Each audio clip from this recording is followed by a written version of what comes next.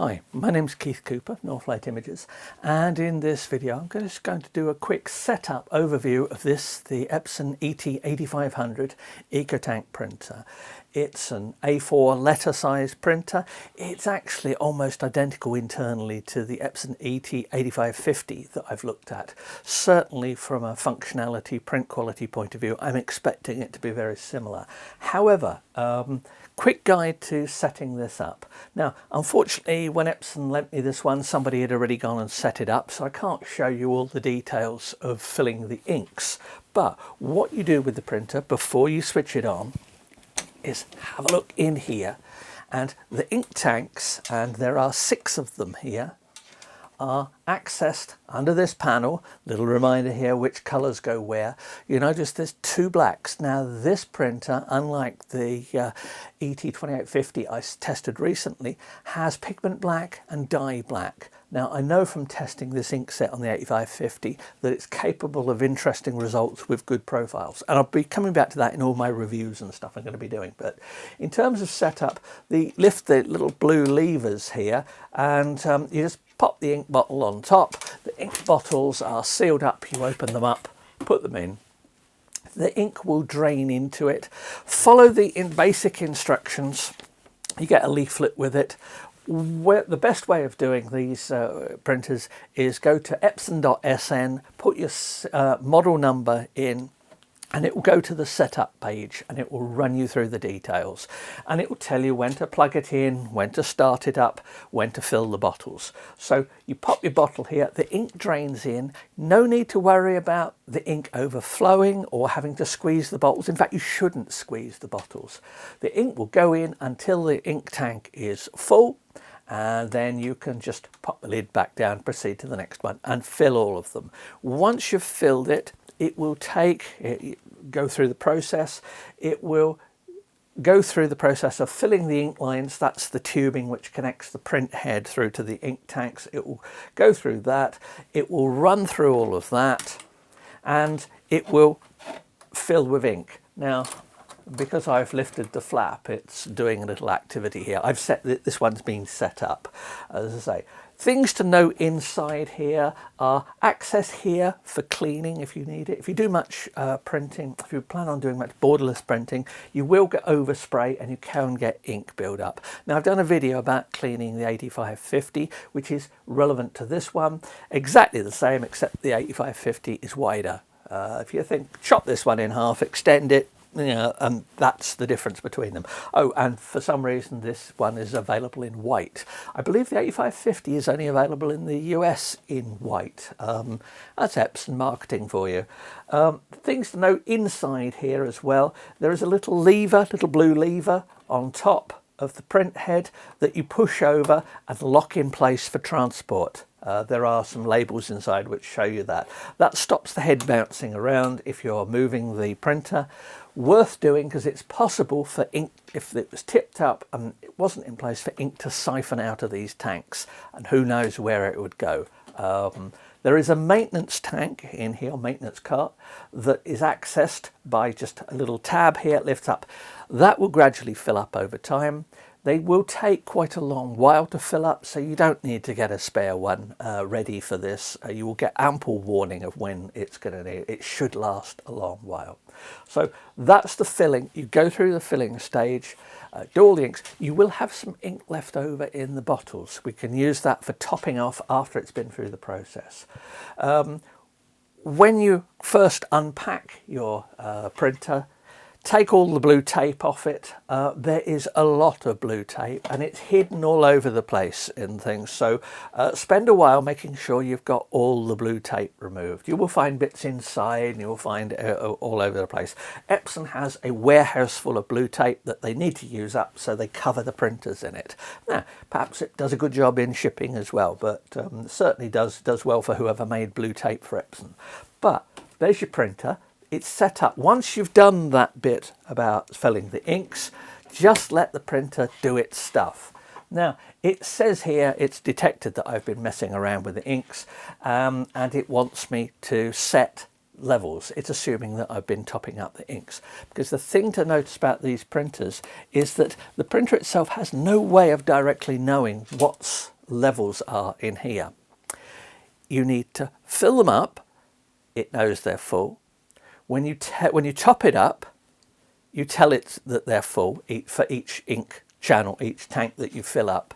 It then knows that it's where it is to start with, and it then knows how much ink it's used, and it makes an estimate of what it thinks the levels are. So the levels you get reported when you look on your computer or phone as to what the levels are only estimates. So always, if you're doing much printing, keep an eye on these levels here. Fortunately, it's quite easy to see. I'll just get rid of that. It's a nice touch screen on this. Yeah. So it is a nice quality screen on this one, and it does make the printer easy to use.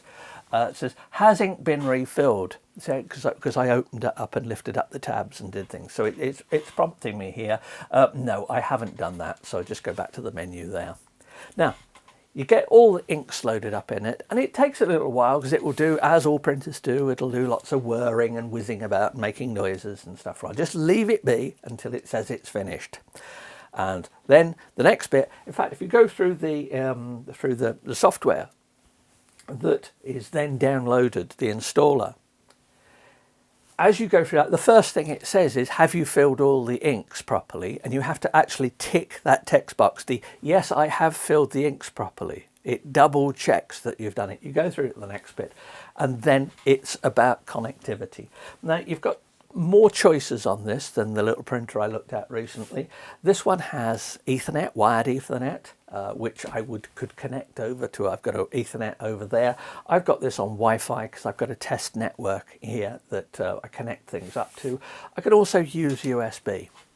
I noticed that when I set this one up, I had to actually enter the password into select the network and enter the password in. It didn't find it automatically.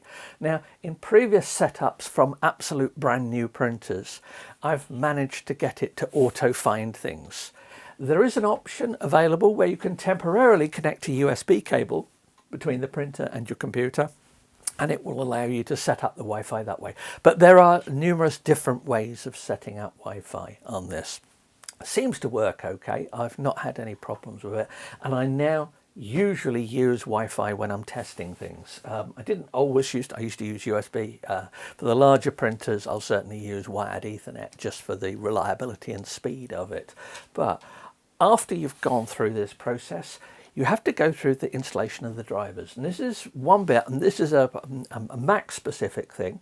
Although my suggestion that you read the instructions carefully goes to Windows users as well. On a Mac, I've got two machines here. This is an oldish Mac. This is running 10.13, and this is running 13. So this is Ventura, the latest one. Now, I did the install complete on this. It works absolutely fine, and you'll get to a certain point where it wants you to add a printer. Now, there's the printers listed. It's got several different printers. It's found different things, what I can add. I just go to the add a printer.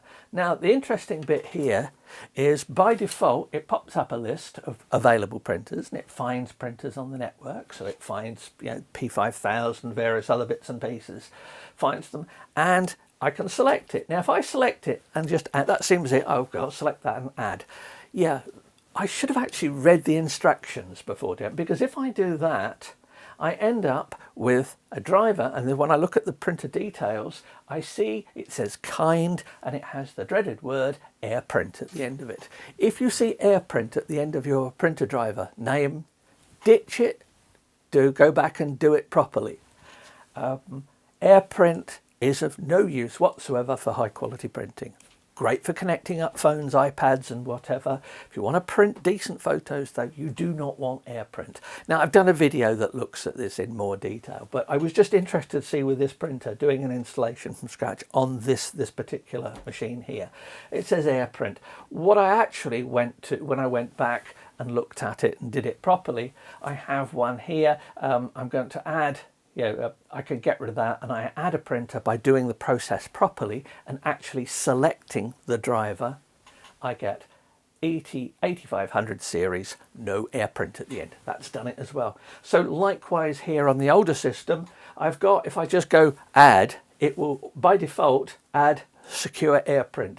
If I look at the list, I will see below secure AirPrint, then it says Epson ET-8500 series. I click on that and that will give me the correct driver there. So it is still possible to do it. I was able to do it here just momentarily. I thought, yes, I'll select on that. I didn't read what it put. Epson have gone to the trouble of putting in the installation instructions on Macs to do stuff to make sure you don't do this. Of course, people don't read instructions. I'm not immune to that. I thought I knew what I was doing, but I knew what I was doing on this one, not that one. So if you've recently updated a machine, likewise, there are different gotchas on Windows machines. You just have to follow the instructions and do it properly. So that's how to do it. Once I've got it set up and it's installed as a printer, I can print from it. Things I would recommend, if it says at some point here when it's connected, update the firmware, let it update the firmware. Stop working on this, let it go through. It will download the firmware, take a good few minutes, it will then restart.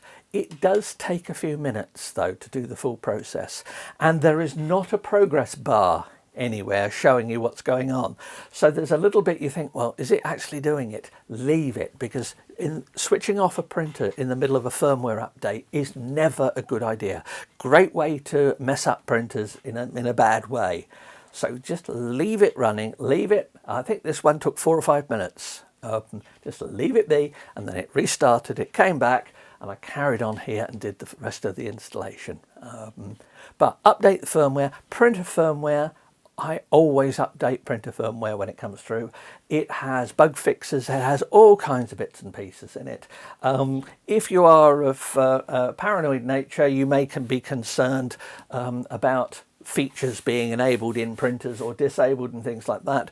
Wait until firmware has been around for a few weeks, check forums and that, and if nobody has any concerns, then go ahead and do it. In general, I do not like leaving printers with seriously outdated firmware. It has all kinds of things go in. There is continuous development goes on in these printers, so changes internally happen with the firmware. Likewise for the big Epson P5000 I've got here, and Canon printers as well. I make no difference between them. I will update firmware, particularly when I'm setting a new machine up, because firmware could have changed between when it was shipped, when it was assembled and shipped, and from when you've got it and you've opened the box and set things up. So go for the firmware. So there you have it. The last bit I would say, before I forget to it, is run an alignment check. Now this you can run from the front screen here. It uses a few sheets of plain paper. It prints various patterns and asks you to pick which one has the straightest lines on it or something, or ones that show the least missing patches in coloured patches here. These can be tricky to do if you're not expecting it. Do not expect really obvious differences between the settings. I have to put on really strong glasses, or in fact I'll get a magnifying glass out to actually check these. Where it says, say in these patches here for example, which patch has the least lines on it. If you can't identify which lines, look at either end of it, look for ones which have really obvious lines and then work into where you think the middle of that is. You will get variations in these, but if you're going to be doing high quality printing and printing at the best you can get from the printer, it really makes it worthwhile running these tests. A bit tedious. You don't need to do it again unless for some reason you drop the printer or or whatever, or it needs major parts to replace it. But go through the process here. It's not something you need to do. This calibration is nothing to do with printer profiling. That's an entirely different area, and I'll come back to that when I do some test prints and things like that and show it. So there you have. There is the 8500. Very nice printer, up and working and ready to do some testing. So hope that's of use. If you've got any questions, please do ask.